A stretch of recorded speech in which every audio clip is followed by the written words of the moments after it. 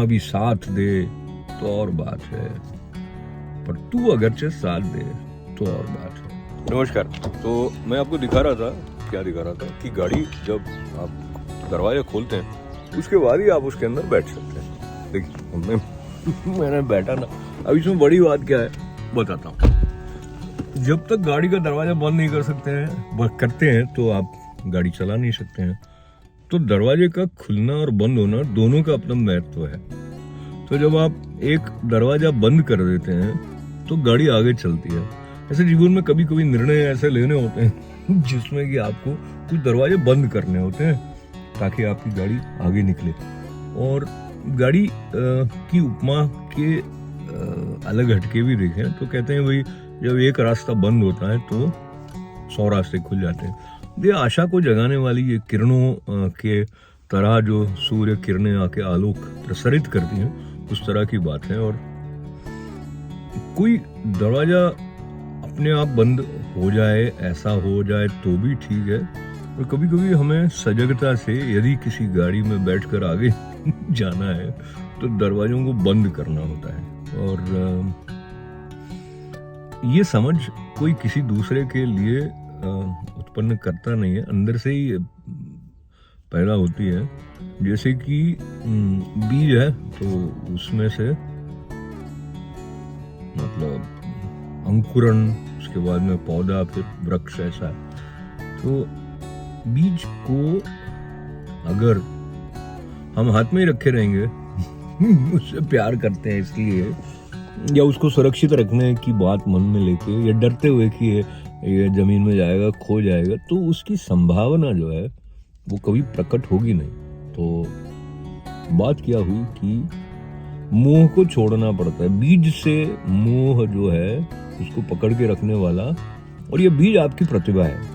आप उस प्रतिभा को अगर स्वतंत्र रूप से विकसित होने के लिए जो उर्वरा चाहिए और जो एक तटस्थता भी चाहिए, उसका अवकाश अपने आप को नहीं देंगे तो फिर विस्तार होगा नहीं। और विस्तार नहीं होगा तो आपका अपना अकेले का नुकसान नहीं है सारे संसार का नुकसान होता है, जो कि पता नहीं लगता है क्योंकि कोई उसको नाप नहीं सकता है ना कि भाई ये कैसे हुआ, कैसे नहीं हुआ।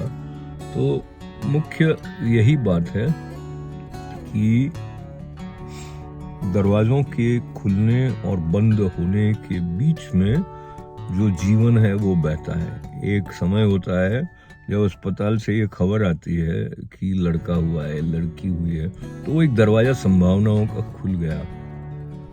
और एक दिन वो खबर आती है कि अमुक अमुक नहीं रहे।